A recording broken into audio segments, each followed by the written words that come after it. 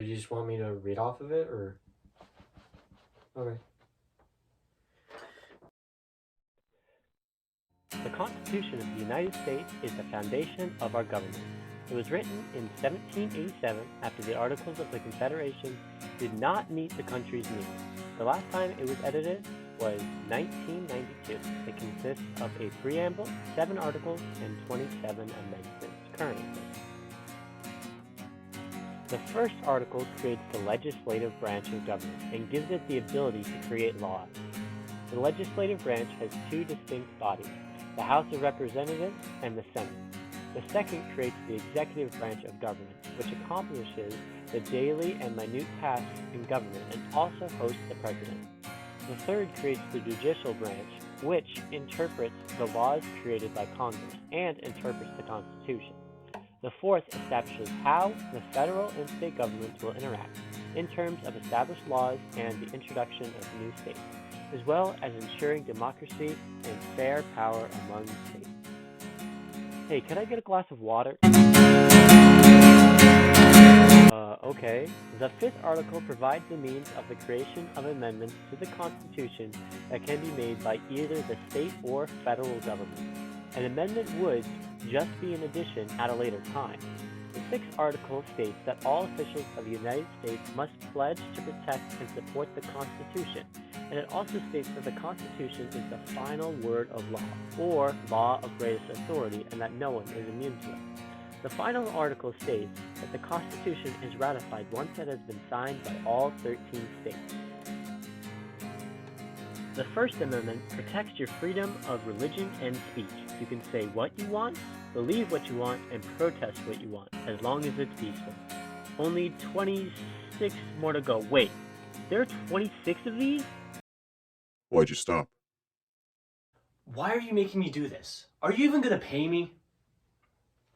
Would you like to know my favorite amendment? Talk.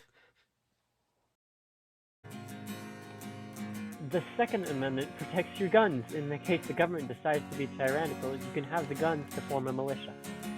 The Third Amendment makes it so that you do not have to let soldiers eat your food or stay in your home. The Fourth Amendment states that your possessions, such as your house, cannot be searched without a warrant. The Fifth protects you in court in that you cannot be forced to convict yourself or be tried for the same thing twice.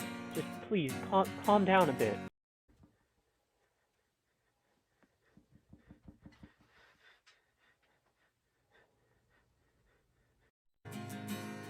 In the Sixth Amendment, the accused has the right to a trial by a jury not against them, the right to witnesses for them, and the right to a quick trial. The Seventh ensures the right to a trial by a jury in many cases and gives more power to the jury. The Eighth makes sure the tried will not be given excessive fines or unusual punishment. The Ninth says that the people are the holders of their rights, not the Constitution, meaning if the Constitution did not exist, they would still have their rights.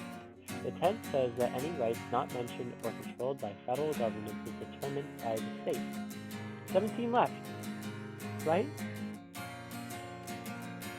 The 11th states that the state courts do not need to hear suits against them if the suits are based on federal law. The 12th states how voting for president and vice president will be by state and by ballot, in addition to what to do if there is a tie. The 13th Amendment outlawed slavery, except in the case of the incarcerated.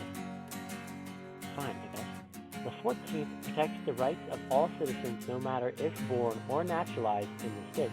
The 15th gives the right to vote to all citizens no matter the race. The 16th gives the federal government the right to charge income taxes without permission of the state. The 17th controls how long a senator can serve and what to do if a senator is absent, which is a temporary replacement.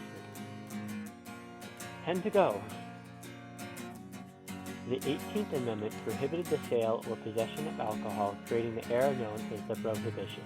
The 19th was for women's rights, as it said that all rights shall be equal, regardless of sex. The 20th dictates when the President and Vice President will exit the office at the end of their term, January 20th. In addition, Congress must meet at least once a year. Finally, this amendment also dictates what to do in the case of the death of the President or if the President does not qualify, which is passing on to the position along the chain of command. The 21st Amendment repealed the 18th, ending the Prohibition era. The 22nd Amendment prevents any president from serving more than 2 terms. The 23rd gave the right to vote to those in the District of Columbia, also known as D.C. The 24th stops the restriction of the right to vote to someone if they cannot pay the full tax. You let me go after this, right? Keep going. The 25th Amendment states that if the President is ineffective and removed from office, then the Vice President will take his place either temporarily or permanently. The 26th says that any citizen 18 or older can vote. Finally, the 27th Amendment says that congressmen can't set their own pay, only those after them. It's done. We're over, right?